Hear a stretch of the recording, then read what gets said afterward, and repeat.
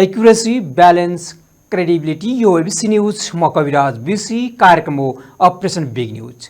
सत्य समाचार खोज्ने, तथ्य प्रस्तुत गर्ने र प्रस्तुतिलाई सन्तुलित बनाउने हाम्रो प्रतिज्ञा हो। यही प्रतिज्ञा पूरा गर्ने खरो प्रयास हो अपरेसन बिग न्युज। जनसरकारका हरेक विषयलाई हामी बिग न्युज बनाउँछौँ र हरेक बिग न्युजको अन्तर्कथा खोज्दै दर्शकका अगाडि अपरेसन गर्छौँ। फरक समाचार र गहिरो समाचार दिने हाम्रो प्रयास निरन्तर जारी छ। दर्शकवृन्द, ताजा जनादेशपछि पुस 10 मा बनेको सत्ता गठबन्धन मधुमास समेत पूरा नगर्दै भत्किएको छ। सिंहदरबार छिरेको 62 दिनमै प्रधानमन्त्री पुष्पकमल दाहाल प्रचण्डले सङ्कटका बेला आफैलाई साथ दिने गठबन्धन तितर बितर पारिदिएका छन्। सतहमा जे देखिए पनि अन्तर्यमा भने नेताहरूको सत्तामोह, आपसी अविश्वास र धोकाधडीले मुलुक पुनः राजनैतिक अस्थिरताको लामो गोलचक्करमा फस्ने देखिएको छ। यसो त प्रधानमन्त्री प्रचण्ड राजनीतिलाई सम्भावनाको खेल ठान्छन्, आफ्नो अस्थिर चरित्रलाई गतिशील मान्छन् अनि त्यही गतिशीलताबाट शक्ति आर्जन हुने विश्वास गर्छन्। नयाँ सरकार बनेको कम्तीमा 3 महिना आम नागरिकमा उत्साह जगाउनु पर्ने हो। संविधानले सरकार बनेको 2 वर्षसम्म अविश्वासको प्रस्ताव ल्याउन नपाउने व्यवस्था गरेर कम्तीमा 2 वर्ष स्थिर सरकारको परिकल्पना गरेको छ। तर प्रधानमन्त्री प्रचण्डले 2 महिनामै सङ्घीयसँगै प्रदेश सरकार समेत अस्थिर बनाइदिएका छन्। कतिसम्म अस्थिरता देखियो भने आफू प्रधानमन्त्री बन्नै एउटा गठबन्धन बनाए अनि आफूले चाहेको व्यक्ति वा पार्टीलाई राष्ट्रपतिमा ल्याउन त्यो भत्काइदिए। आज हामी यिनै विषयमा अपरेसन गर्नेछौँ कार्यक्रम बिग न्युजमा। दर्शकवृन्द, 10 पुसमा एमाले अध्यक्ष केपी शर्मा ओली निवास बालकोटबाट प्रधानमन्त्रीको दावी गर्न शीतल निवास पुगेका प्रचण्ड 25 पुसमा काङ्ग्रेसको पनि साथ खोज्दै सभापति शेरबहादुर देउवा निवास पुगे। 26 पुसमा काङ्ग्रेसले रणनीतिक रूपमा विश्वासको मत दिएपछि प्रचण्ड सत्ता र प्रतिपक्षका दुईवटै ढुङ्गामा खुट्टा हालेर हिँड्न थाले। प्रधानमन्त्री भएको 2 महिनामै उनी ओलीको ढुङ्गा छोडेर देउबाको पुरानै ढुङ्गामा सैर गरेका छन्। पुनः एकपटक सत्ता प्राप्तिको दाउपेच र धोकाधडीले राजनैतिक नेतृत्वको नैतिकतामाथि मात्र प्रश्न उठाएको छैन, निर्णय क्षमता र अदूरदर्शिता समेत उजागर गरिदिएको छ। दलहरू 2 महिना परको दृष्टि समेत राख्दैनन् भन्ने देखाएको छ। अहिलेको स्थिरताको गोलचक्करको केन्द्रमा प्रधानमन्त्री प्रचण्ड देखिए पनि काङ्ग्रेस सभापति देउवा र एमाले अध्यक्ष ओलीको दाउपेच समेत कम थिएन। तिनै दाउपेच र मूलतः 2 महिनामा भएका 3 धोकाले राजनीतिलाई अस्थिरतातर्फ मोडिदिएको छ। पुष्पकमल दाहाल प्रचण्डले पुस 10 गते दिउँसो बालकोट पुगेपछि त्यसलाई अप्रत्याशित अवसर नठानेर एमाले अध्यक्ष केपी शर्मा ओलीले दाहाललाई प्रधानमन्त्री बनाउन केही घण्टा मात्र विलम्ब गरेको भए के हुन्थ्यो होला। सम्भवतः यति बेला सिंहदरबार बालुवाटारमा दाहाल होइन शेरबहादुर देउवा हुने थिए। त्यस दिन बिहान मात्र ओलीले काङ्ग्रेस सभापति देउवालाई पठाएको सन्देश भनेर चुइएका सूचना अनुसार काङ्ग्रेस एमाले बीच सत्ता सहकार्यकै पहल अघि बढेको थियो। त्यो सम्भव नहुँदा पनि एमालेको समर्थनमा देउवा प्रधानमन्त्री बन्ने लगभग तय थियो। सायद त्यही कारणले नै देउवाले दाहाललाई अन्तिम घडीसम्म पनि भाव नदिएर बालकोट हानिने बाटो खोलिदिएका थिए। देउवाका निम्ति योभन्दा अझ बलियो अर्को सम्भावना सम्मुख थियो। राष्ट्रपति विद्यादेवी भण्डारीले बहुमतीय सरकार गठनका लागि दिएको समय सीमा त्यही दिन बेलुकी 5 बजे सकिँदै थियो। शीतल निवासले दलहरूबाट अनुरोध नै नभएकाले पुनः थप समय नदिने, बरु संविधानको धारा 76 को उपधारा 3 बमोजिम अल्पमतको सरकार गठन गर्न प्रतिनिधि सभाको पहिलो दल नेपाली काङ्ग्रेसलाई आह्वान गर्ने तयारी गरिसकेको थियो। राष्ट्रपति कार्यालय त्यो विकल्पमा जानै परेन। ओलीले अनायासै प्राप्त अवसरलाई गुमाउन चाहेनन्। सधैँको प्रतिद्वन्दी काङ्ग्रेसलाई सत्ता विमुख गर्दा एमालेलाई लाभै लाभ हुने जोड घटाउ सहित हुनुपर्छ। 2 घण्टाको बीचमा मझौला र साना दल समेत जम्मा गरेर उनले दाहाललाई प्रधानमन्त्री बन्न आवश्यक बहुमत जुटाइदिए। त्यहीबाट एमाले माओवादी सहितको नयाँ सत्ता गठबन्धन बन्यो। दाहाल प्रधानमन्त्री बने। राष्ट्रपति र सभामुखमा एमालेलाई सघाउने, प्रादेशिक विधायिका र सरकारमा पनि हिस्सेदारी गर्ने सहमति बन्यो। केही दिनसम्म सहमति अनुसार काम फत्ते हुँदै गए। जब नयाँ राष्ट्रपति चयनको चर्चा सुरु भयो, परिदृश्य फेरिन थाल्यो। फेरियो पनि यसरी कि बालकोट सहमतिको 2 महिनापछि फागुन 12 गते शुक्रबार दाहालले एमालेलाई नै सरकारबाट पाखा लगाउने गरी नयाँ 8 दलीय गठबन्धन जन्माए। र एमालेलाई राष्ट्रपतिमा सघाउने सहमति सर्लकै पन्छाएर शनिबार कांग्रेसबाट राष्ट्रपतिका उम्मेद्वारले मनोनयन दर्ता गर्दा आफ्नो पार्टी माओवादी केन्द्रका नेतालाई प्रस्तावक बनाए। दाहालबाट यत्रो तोड बेहोरेर पनि एमाले पार्टी उपाध्यक्ष सुभाष नेवाङलाई राष्ट्रपतिको उम्मेद्वार बनाउँदा सरकारमा नरहने घोषणा गरेको छ। एमाले 55 नयाँ गठबन्धन जन्माएसँगै कुनै युद्ध जिते झैं उन्मादी देखिएका दाहालको यस्तो घोषणाको सार आफू प्रधानमन्त्री बनेसँगै एमाले ओलीको उपादेयता सिद्धिएको जनाउ हो भन्ने बुझ्न कठिन छैन। हुन त एमाले ओलीका निम्ति पनि दाहालको उपादेयता लगभग समाप्त भएसरह छ। माओवादीसँगको अप्रत्याशित 2 महिने सत्ता सहयात्राबाट प्राप्त संघीय सरकारका मन्त्री र 3 प्रदेशका मुख्यमन्त्री गुम्दा पनि प्रतिनिधि सभा र 2 प्रदेशका सभामुख तथा 4 उपसभामुख पाउनुलाई एमाले पंक्तिले बोनस ठानेको देखिन्छ। राप्रपा र एमाले सरकारबाट समर्थन फिर्ता लगेपछि प्रधानमन्त्री प्रचण्डले महिना दिनभन्दा कम समयमै संसद सामु दोस्रो पटक विश्वासको मत माग्नुपर्ने देखिएको छ।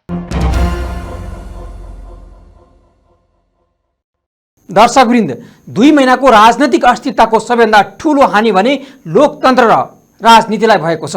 संवैधानिक र अलङ्कारिक पदको रूपमा रहेको राष्ट्रपति छान्न दलहरूले जे जति उछलकुद गरे त्यसले एकातिर राष्ट्रपति पदको गरिमालाई हलुका बनाइदिएको छ भने अर्कोतिर आम मानिसमा नेताहरूप्रतिको विश्वास पातलमा पुगेको छ। नेताहरूले निष्ठा र सिद्धान्तको राजनीति गर्दैनन्, बरु धोका र जालजेलको खेल खेल्छन् भन्ने कुरा नागरिकको मनमा गढेको छ। थप प्रसङ्गसहित हुन्छौँ केही बेरको ब्रेकपछि।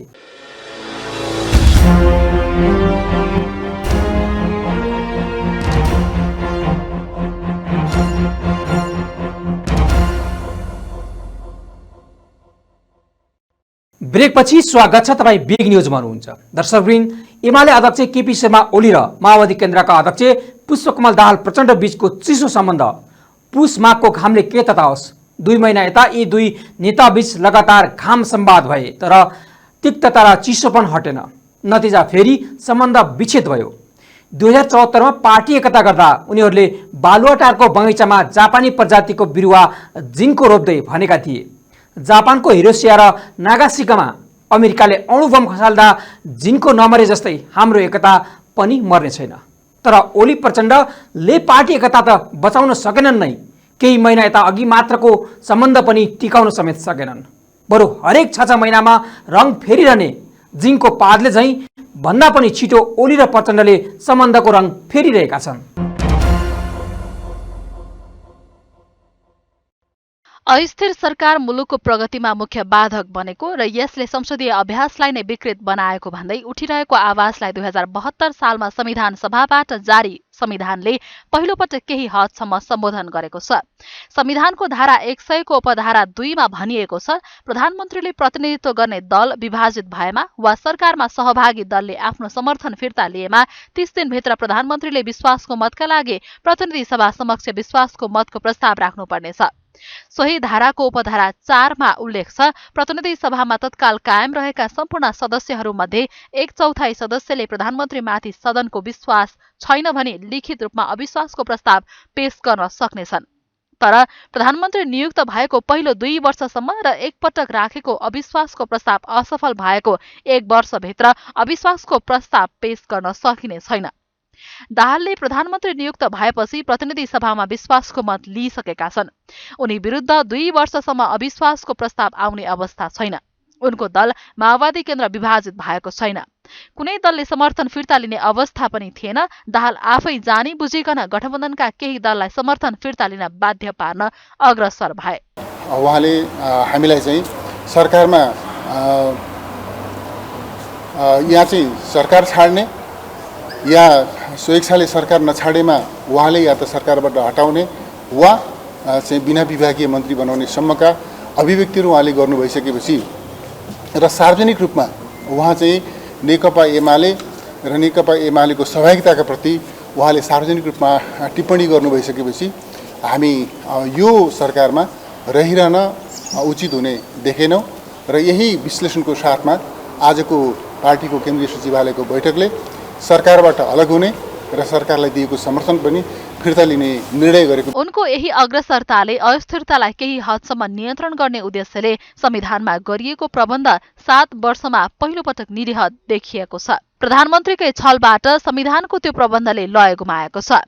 दाहाल यति बेला केवल प्रधानमन्त्री होइनन्, निर्वाचनबाट ताजा जनादेश लिएपछिको पहिलो सरकारका प्रमुख हुन्। तर निर्वाचन पछिका पहिलो प्रधानमन्त्रीले नै जनादेशलाई समेत जिल्ल्याएर खुलेआम अस्थिरतालाई निम्तो दिएका छन्। निर्वाचन अघि दाहाल काङ्ग्रेस नेतृत्वको गठबन्धनमा थिए। गठबन्धन बनाएरै उनको पार्टीले चुनाव लडेको थियो। निर्वाचनपछि पनि त्यही गठबन्धनले सरकार बनाउने निश्चित जस्तै थियो। तर प्रधानमन्त्री आफै हुनुपर्ने दाहालको चर्को दबाव र सौदाबाजीलाई काङ्ग्रेसले स्वीकार नगरेपछि उनले क्षणभरमै एमालेसँग गठजोड गरे।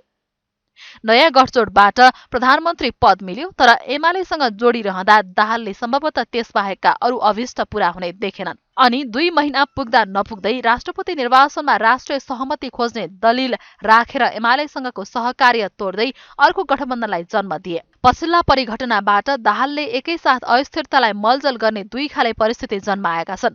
पहिलो, सरकार अस्थिर बन्न सक्ने सम्भावनालाई केही हदसम्म नियन्त्रण गर्न संविधानमा गरिएको प्रबन्धमै प्रहार गरेका छन्।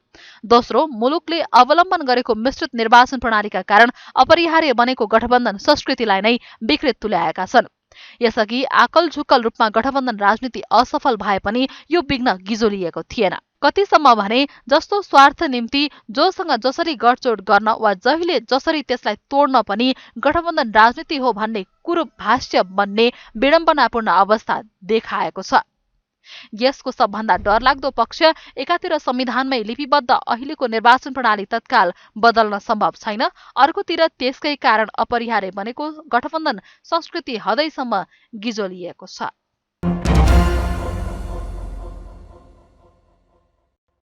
दर्शकवृन्द, 2 महिनामा हाम्रा 2 छिमेकी मुलुकबाट आएका भ्रमण र भेटघाटले पनि आम नागरिकमा हाम्रो राजनीतिमा बाह्य चलखेलको प्रभाव साँच्चै महत्त्वपूर्ण हुने रहेछ भन्ने पारेको छ।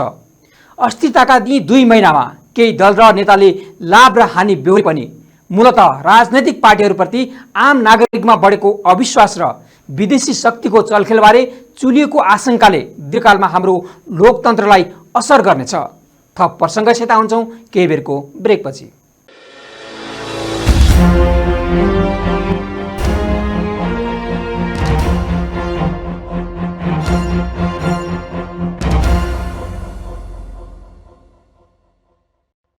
ब्रेकपछि स्वागत छ। तपाईँ बिग न्युजमा हुनुहुन्छ। दर्शकबिन, सरकारका 100 दिनलाई हनीमुन डेज भन्ने गरिन्छ। यस अवधिभित्र सरकार ढाल्ने वा गठबन्धन बदल्ने त कुरै छोडौँ, सरकारको चर्को आलोचना समेत गरिँदैन। तर प्रधानमन्त्री प्रचण्ड नेतृत्वको सरकार निर्माणका क्रममा बनेको गठबन्धन भने यही हनीमुन डेजमै टुटेको छ।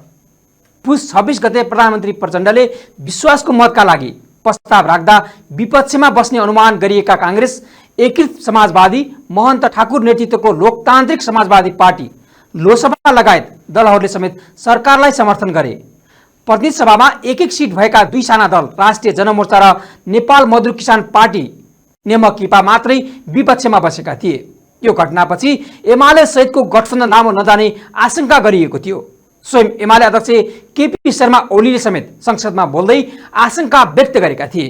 उनले काङ्ग्रेसले सरकारलाई विश्वासको मत दिएर ढोक्सा थापेको तर त्यसमा माछा नपर्ने बताएका थिए। तर राष्ट्रपतिको पद काङ्ग्रेसको भागमा परेपछि ढोक्सामा माछा परेको छ। राष्ट्रपति निर्वाचनको प्रभाव सत्ता समीकरणमा परेको छ। सत्तामा रहेका दल राप्रपा र एमालेले सरकारको समर्थन फिर्ता लिएका छन् भने रासोपा सरकारबाट बाहिरिएको छ। नेकपा एमाले र राप्रपाले सरकारलाई दिएको समर्थन फिर्ता लिएसँगै 64 दिनमै प्रचण्ड सरकार अल्पमतमा परेको छ। संविधान अनुसार 25 सदस्यीय मन्त्री परिषद रहने व्यवस्था भए पनि गत पुस 10 को सहमति अनुसार सरकारमा सामेल भएका दलहरूले सरकार छाडेसँगै प्रचण्डको काँधमा मात्रै 16 मन्त्रालय रहेका छन्। सरकार निर्माणदेखि नै प्रधानमन्त्री प्रचण्डसँगै वन तथा वातावरण, युवा तथा खेलकुद मन्त्रालय रहेको थियो। नागरिकता सम्बन्धमा सर्वोच्च अदालतको फैसलापछि तत्कालीन उपप्रधान तथा गृहमन्त्री रवि लामिछानेले राजीनामा दिएपछि गृह मन्त्रालय पनि आफूसँग राखे।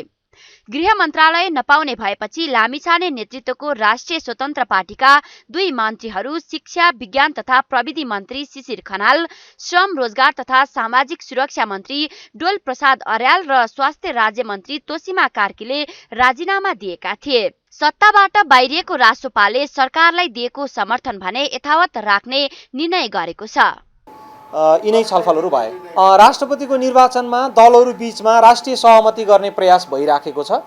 दुवै तर्फबाट राष्ट्रिय सहमति गर्ने प्रयास भइराखेको र उम्मेदवारले उम्मेदवारी फिर्ता गर्ने समय पनि बाँकी रहेको कारणले गर्दाखेरि हामीले त्यो विषयमा के गर्ने भन्ने निर्णय गरेका छैनौँ।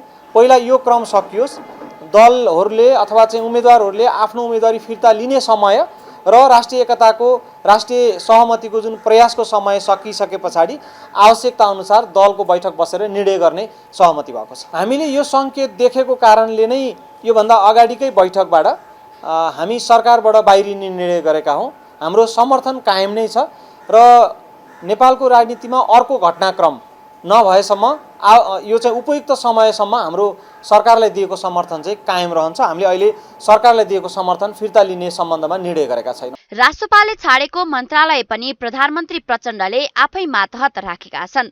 यता राष्ट्रपतिको निर्वाचनको विषयलाई लिएर माओवादी केन्द्रसहित 8 राजनीतिक दलले काङ्ग्रेसका उम्मेद्वारलाई निर्वाचित गराउने सहमति गरेसँगै आइतबार राष्ट्रिय प्रजातन्त्र पार्टी पनि सरकारबाट बाहिरिएको छ। राजनीतिक परिस्थिति परिवर्तन भएको भन्दै राप्रपाका 3 मन्त्री र 1 राज्य मन्त्रीले राजीनामा दिएका हुन्। राप्रपाको भागमा परेको ऊर्जा, जलस्रोत तथा सिंचाई, सहकारी विकास, कानून, न्याय तथा संसदीय व्यवस्था मन्त्रालय पनि प्रधानमन्त्री प्रचण्ड मातहत नै छ। यसैगरी सोमबार एमालेका 8 मन्त्रीले राजीनामा दिँदै सरकारबाट बाहिरिएका छन्। पुस 10 मा भएको सहमति अनुसार प्रधानमन्त्री प्रचण्ड नगएको र नेकपा एमालेलाई सरकारबाट बाहिरिन दबाब दिएका कारण एमाले सरकारबाट बाहिरिएको हो। नेकपा एमालेका उपाध्यक्ष विष्णु प्रसाद पौडेलले प्रधानमन्त्रीले नेकपा एमाले सरकारबाट नबाहिरिए तत्काल मन्त्रीहरूलाई बर्खास्त गर्ने वा बिना विभागीय मन्त्री बनाउने सम्मको चेतावनी दिएको आरोप समेत लगाए। उहाँले हामीलाई चाहिँ सरकारमा या चाहिँ सरकार छाड्ने या स्वेच्छाले सरकार नछाडेमा उहाँले या त सरकारबाट हटाउने वा चाहिँ बिना विभागीय मन्त्री बनाउने सम्मका अभिव्यक्तिहरू उहाँले गर्नु भइसकेपछि र सार्वजनिक रूपमा उहाँ चाहिँ नेकपा एमाले र नेकपा एमालेको सहभागिताका प्रति उहाँले सार्वजनिक रूपमा टिप्पणी गर्नु भइसकेपछि हामी यो सरकारमा रहिरहन उचित हुने देखेनौँ र यही विश्लेषणको साथमा आजको पार्टीको केन्द्रीय सचिवालयको बैठकले सरकारबाट अलग हुने र सरकारलाई दिएको समर्थन पनि फिर्ता लिने निर्णय गरेको। नेकपा एमाले, राप्रपा र रासोपा सरकारबाट बाहिरिएसँगै 16 मन्त्रालय रिक्त भएको छ। रिक्त रहेको गृह, अर्थ, वन तथा वातावरण, युवा तथा खेलकुद मन्त्रालय प्रधानमन्त्री प्रचण्डले सम्हाल्नुपर्ने भएको छ। यस्तै शिक्षा, विज्ञान तथा प्रविधि, श्रम रोजगार तथा सामाजिक सुरक्षा मन्त्रालय, ऊर्जा जलस्रोत तथा सिंचाई, शहरी विकास मन्त्रालय, कानून न्याय तथा संसदीय मामिला मन्त्रालय, कृषि तथा पशुपन्छी विकास मन्त्रालय, उद्योग वाणिज्य तथा आपूर्ति मन्त्रालय, भूमि व्यवस्था, सहकारी तथा गरिबी निवारण मन्त्रालय, परराष्ट्र मन्त्रालय, स्वास्थ्य तथा जनसङ्ख्या मन्त्रालय, महिला बालबालिका तथा ज्येष्ठ नागरिक रक्षा मन्त्रालय प्रचण्डले सम्हाल्नुपर्ने भएको छ। प्रचण्ड नेतृत्वको सरकारमा अब उप प्रधानमन्त्री तथा भौतिक पूर्वाधार तथा यातायात मन्त्री नारायण काजी श्रेष्ठ, सूचना प्रविधि तथा सञ्चार मन्त्री रेखा शर्मा, खानेपानी मन्त्री अब्दुल खान, संस्कृति पर्यटन तथा नागरिक उड्डयन मन्त्री सुदन किराँती, संघीय मामिला तथा सामान्य प्रशासन मन्त्री अमनलाल मोदी र पर्यटन राज्य मन्त्री सुशीला श्रीपाली बाँकी छन्। पुस 10 मा बनेको 7 दलीय गठबन्धन भत्किएसँगै काङ्ग्रेस नेतृत्वको नयाँ 8 दलीय गठबन्धन बनेको छ। नयाँ गठबन्धनमा माओवादी केन्द्र, नेपाली काङ्ग्रेस, नेकपा एकीकृत समाजवादी, जनता समाजवादी पार्टी, लोकतान्त्रिक समाजवादी पार्टी, राष्ट्रिय जनमोर्चा, नेपाल जनमत पार्टी र नागरिक उन्मुक्ति पार्टी छन्। निर्वाचनपछि बनेको सरकार 5 वर्ष पनि नचल्नु आम जनतामाझ दुर्भाग्यपूर्ण हो। राष्ट्रपति निर्वाचनमा जे देखिँदैछ त्यसले निरन्तर अस्थिरता हुने देखिएको छ। विश्वासघात, धोका, आशंका, अविश्वास र अस्थिरता राजनीतिको पर्यायवाची शब्द बन्ने देखिएको छ। यस्तो अवस्थाको तत्काल अन्त्य हुनुपर्दछ। दर्शकवृन्द, राजनीति केही थान नेताहरूको सत्ता लिप्साको हतियार बनेको छ। यो एउटा शक्तिको खेलमा सीमित हुँदै गएको छ।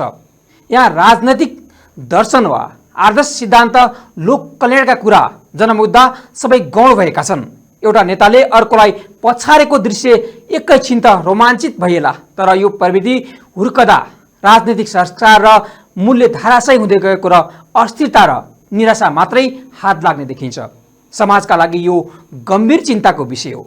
राष्ट्रपति निर्वाचनको पूर्व सन्ध्यामा मञ्चन भएको यस्ता दृश्यले हाम्रो राजनीति कता जाँदैछ यो सोचनीय विषय बनेको छ।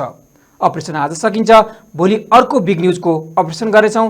गाउँ सहर दुनियाँ बिउझाउने हाम्रो अभियान जारी छ। तपाईँ ABC न्युज सँगै रहनुहोला। नमस्ते।